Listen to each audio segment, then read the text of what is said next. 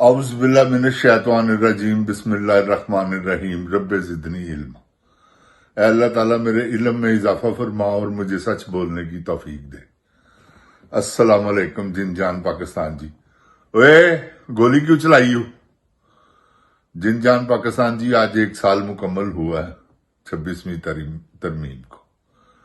ये 26वीं तरमीम जैसे कि मौलाना साहब ने ताउन किया और ये 26वीं तरमीम अमल में आई। इस तरमीम से क्या क्या हुआ वो आप जाहिर है, सबसे पहले तो जुडिशनरी हमारी उसका बेड़ा गर्क किया गया, इंसाफ का गला घोंटा गया। ये सबसे जो पेचीदा हरकत है इस कानून की वो ये थी। जिन जान पाकिस्तान जी, जो पाकिस्तान के हालात बनते जा रहे हैं, अपनी एक्सटेंशन वास्ते जो जोर ला रहे हैं, सिपा सलार जैली अल्लाह माफ करे रिटायर होया बंदा जिहड़ा कि अपनी नौकरी मुकम्मल कर चुका है, एक एक्सटेंशन लै भी चुका, वो भी खत्म हो रही है, तो फिर भी वो पाकिस्तान के खिते पे है। जिन जान पाकिस्तान जी जिहड़े पिछे ने उन्हां दा भी हक है। जावे हुण अपना खत्म हो गया, टन्योर खत्म हो गया, खत्म करे, लेकिन क्यों कि मराहतां बड़ियां वड्डियां, प्रोटोकॉल बड़ा वड्डा।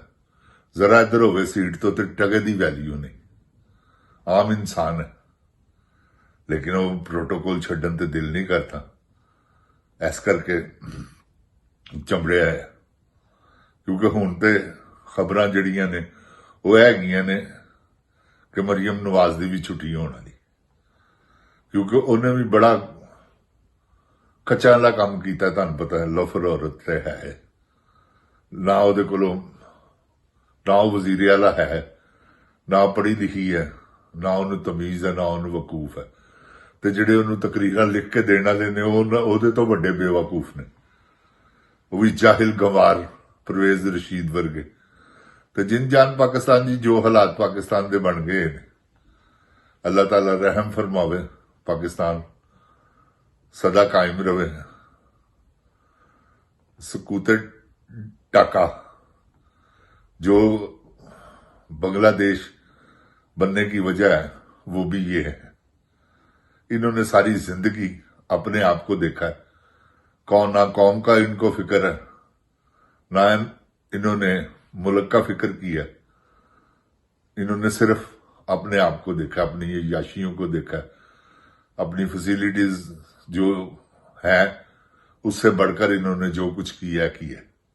तो पाकिस्तानी कौम मासूम कौम है, बेचारे इंतजार कर रहे हैं कि किसी तरीके नाल कोई मसीहा आवे, तो मसीहा जिहड़ा वो कैदी नंबर 804 है, जिहड़ा पाकिस्तान का हल कर सकता है, जिहदे कोल तरीकाकार है, जिन्हों अवाम ने 8 फरवरी को ऐसा मैंडेट दिता कि बगैर तुहानूं पता है इंतखाबी निशान दे वो कामयाब होया, और ऐसा कामयाब होया कि 2/3 अक्सरीयत, अगर वह निशान भी हुंदा तो शायद जड़ियां 17 सीटां ने बूट पालशी है जिहदे ते वजीर आजम बन गया अर्दली लेला, यह कदी भी ना बनता।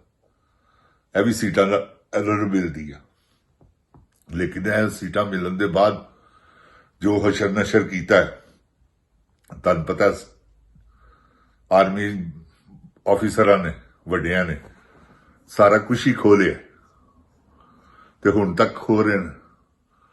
जिन जान पाकिस्तान जी, गुजारिश है कि पाकिस्तान है तो असी है, वरना साडा की वजूद है, कुछ भी नहीं।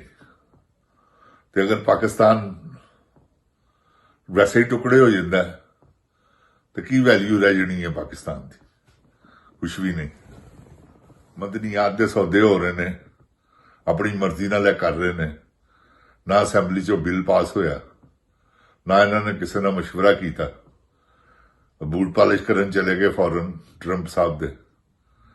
ਤੇ ਤੁਹਾਨੂੰ ਪਤਾ ਹੈ ਕਿ ਇਸ ਵੇਲੇ ਟਰੰਪ ਸਾਹਿਬ ਦੇ ਵੀ ਮੁਖਾਲਫੀਨ ਜਿਹੜੇ ਨੇ ਉਹ ਸੜਕਾਂ ਤੇ ਆ ਗਏ ਨੇ।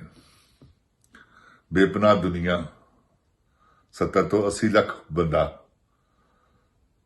ਮੇਰੀ ਜਾਨ ਟਰੰਪ ਸਾਹਿਬ ਦੇ ਮੁਖਾਲਫੀਨਾਂ ਚੋਂ ਹੈ।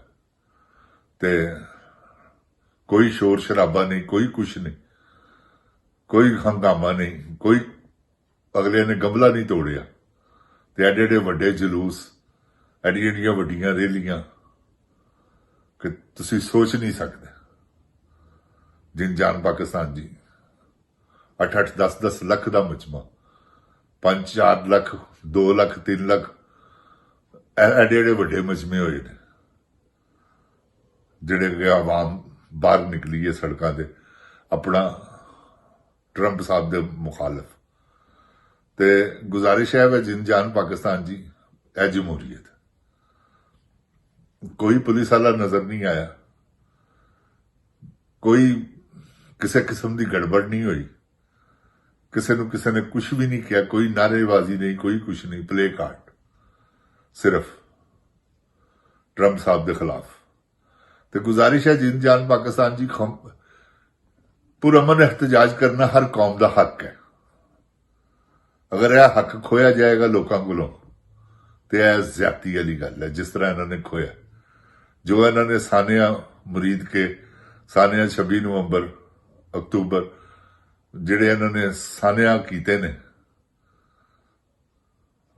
ਕਸ਼ਮੀਰ 'ਚ, ਫਿਰ 9 ਮਈ ਨੂੰ ਜਿਨ ਜਾਨ ਪਾਕਿस्तान जी, ਇਨਫ ਇਜ਼ ਇਨਫ। ਇਸ ਤੋਂ ਅੱਗੇ ਕੀ ਕਰਨਾ ਇਹਨਾਂ ਨੇ ਬੰਦੇ ਮਾਰੇ ਨੇ ਇਸ ਤਰ੍ਹਾਂ, ਜਿਸ ਤਰ੍ਹਾਂ ਉਤੋਂ ਉਹ ਮੌਸਮ ਨਕਵੀ ਜਾ ਕੇ ਜ਼ਖਮੀਆਂ ਨੂੰ ਪੁੱਛ ਰਿਹਾ ਵਾ, ਡਟ ਕੇ ਲੜਿਓ। ਦੇਖੋ ਨਾ ਕੈਸੀ ਗੱਲ ਹੈ, ਕੈਸਾ ਬੇਗੈਰਤ ਦਾ ਬੱਚਾ ਹੈ ਕਿ ਉਹਨੇ ਕੈਸੀ ਗੱਲ ਕੀਤੀ ਜਾ ਕੇ ਜ਼ਖਮੀਆਂ ਨੂੰ ਕਹਿ ਰਿਹਾ ਵਾ ਤੇ ਸਾਰੀ ਕੌਮ ਸੁਣ ਰਹੀ। ਤੇ ਜਿਨ ਜਾਨ ਪਾਕਿस्तान जी, ਇਹ ਪਾਕਿस्तान ਦੇ ਮੁਖਾਲਫੀਨ ਨੇ, ਇਹ ਪਾਕਿस्तान ਦੇ ਫੇਵਰ 'ਚ ਨਹੀਂ। ਐਡਾ ਵੱਡਾ ਪੈਸਾ ਕਮਾ ਲਿਆ ਹੈ, ਦੁਬਈ 'ਚ ਜਾਇਦਾਦਾਂ ਬਣਾ ਲਈਆਂ ਹੋਈਆਂ ਬੜੀਆਂ ਢੇਰ ਸਾਰੀਆਂ, ਹਰ ਇੱਕ ਨੇ, ਕਿਸੇ ਨੇ ਇੰਗਲੈਂਡ ਤੇ ਕਿਸੇ ਨੇ ਅਮਰੀਕਾ ਤੇ ਕਿਸੇ ਨੇ ਆਸਟ੍ਰੇਲੀਆ ਤੇ ਕਿਸੇ ਨੇ ਸਵਿਟਜ਼ਰਲੈਂਡ। ਸਾਰਾ ਪੈਸਾ ਬਾਹਰ ਕੱਢੀ ਜਾ ਰਹੇ ਨੇ ਔਰ ਪਾਕਿस्तान ਨੂੰ ਖੋਖਲਾ ਇਹਨਾਂ ਨੇ ਕਰ ਦਿੱਤਾ। ਇਹ ਕਰਜ਼ ਕੌਣ ਲਾਏਗਾ ਜਿਹੜੇ ਇਹ ਚੜਾ ਰਿਹਾ ਵਾ ਅਰਦਲੀ ਬੂਟ ਪਾਲਸ਼ੀਆ ਲੇਲਾ। ਜਿਨ ਜਾਨ ਪਾਕਿस्तान जी 35 ਤੋਂ 40 ਲੱਖ, 35 ਤੋਂ 40 ਅਰਬ ਰੋਜ਼ ਦਾ ਕਰਜ਼ ਲੈ ਰਿਹਾ ਬੈਂਕਾਂ ਕੋਲੋਂ। ਇਹਦੇ ਪਿਓ ਨੇ ਕਬਰ 'ਚ ਆ ਕੇ ਪੈਸੇ ਦੇਣੇ ਨੇ, ਉਹਦੇ 'ਚੋਂ ਅੱਧੇ ਪੈਸੇ ਬਾਹਰ ਜਾ ਰਹੇ ਨੇ, ਕੋਈ ਪੁੱਛਣ ਵਾਲਾ ਨਹੀਂਗਾ।